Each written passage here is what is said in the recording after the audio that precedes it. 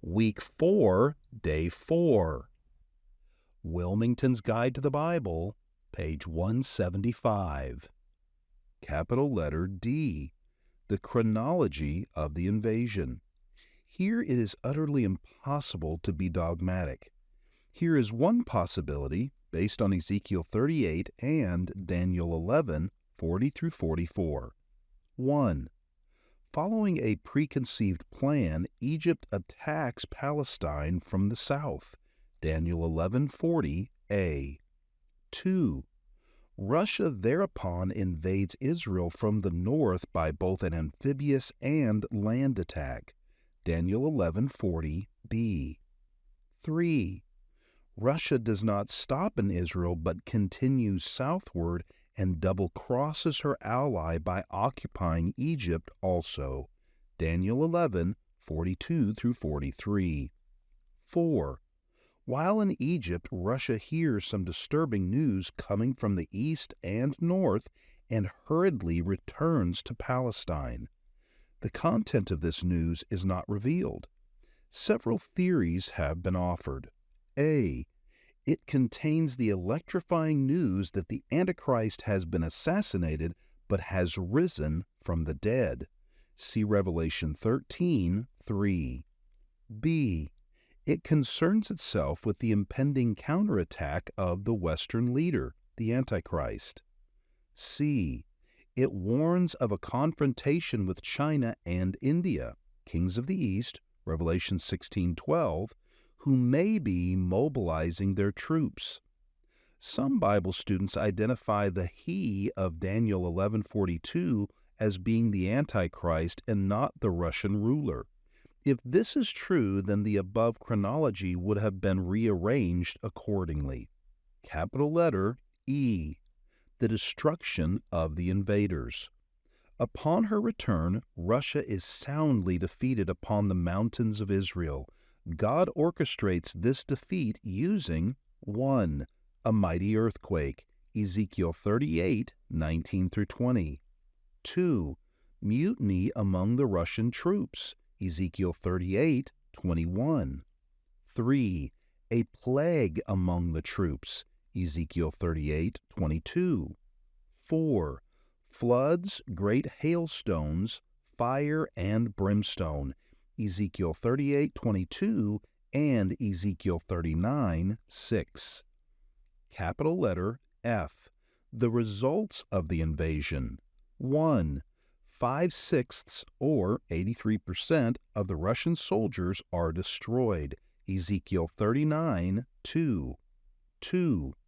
The first grisly feast of God begins, Ezekiel 39:4 and verses 17 through 20.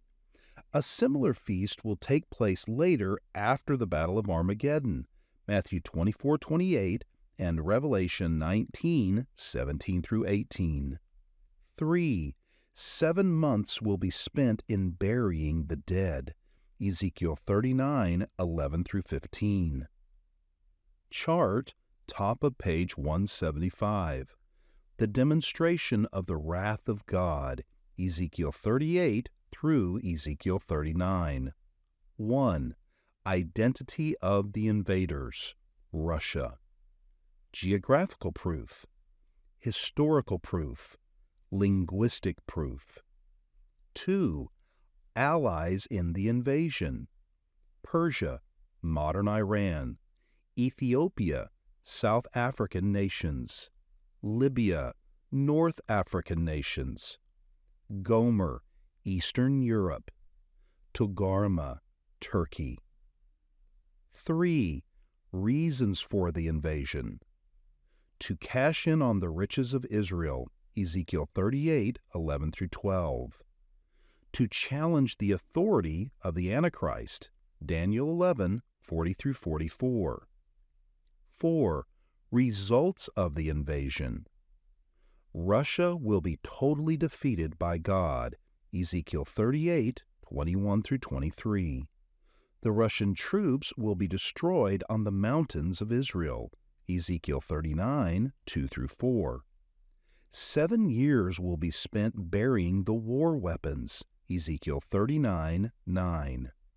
7 months will be spent burying the dead, Ezekiel 39:12. Page 176. 4. 7 years will be spent in burning the weapons of war, Ezekiel 39:9 through 10. Dr. John Walvoord writes the following concerning this 7-year period. There are some problems in the passage which merit study. A reference is made to bows and arrows, to shields and chariots, and to swords. These, of course, are antiquated weapons from the standpoint of modern warfare.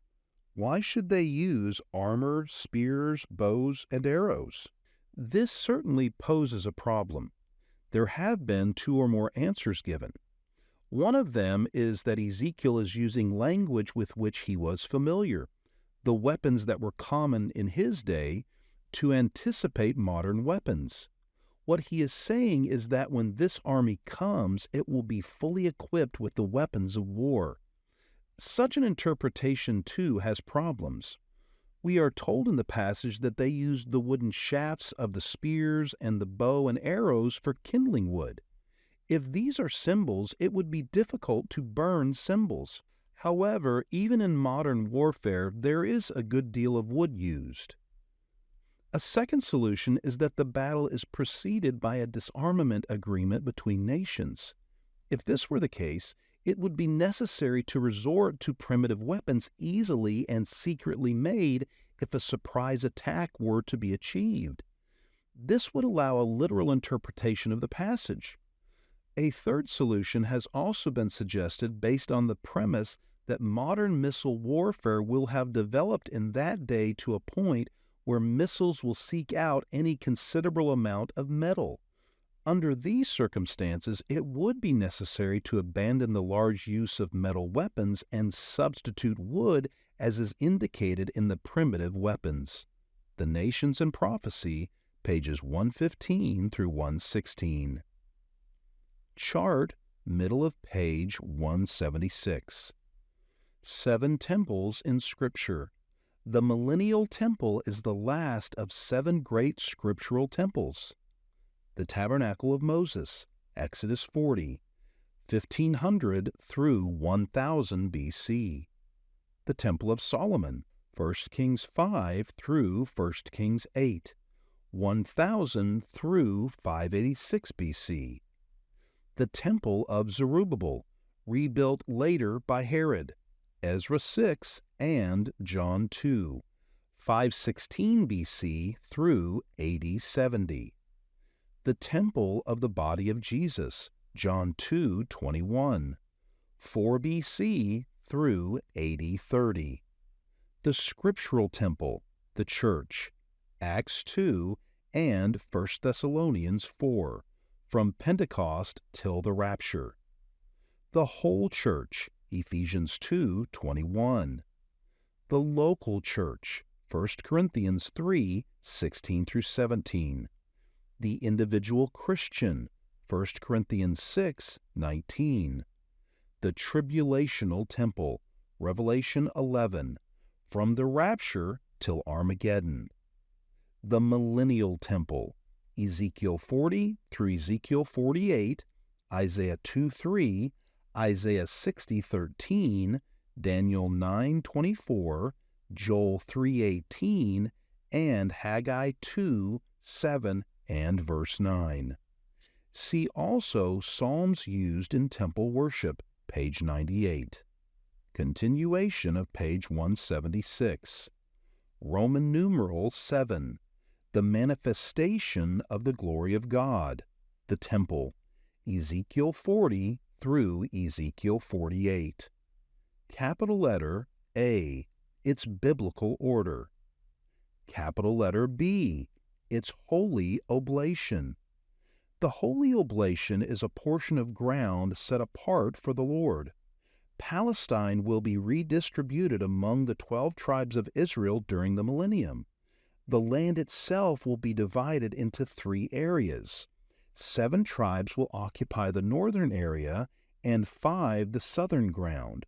Between these two areas, there is a section called the Holy Oblation. Merrill F. Unger describes the size, layout, and purpose of this area. The Holy Oblation would be a spacious square 34 miles each way, containing about 1,160 square miles. This area would be the center of all interests of the divine government and worship as set up in the millennial earth.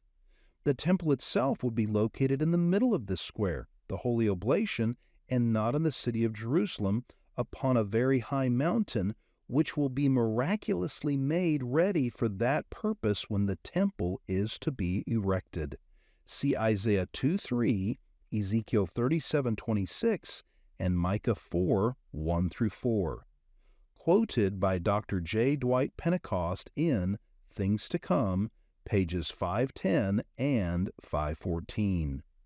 In this reading, we will not review the map chart, the manifestation of the glory of God, at the top of page 176. Please review that on your own.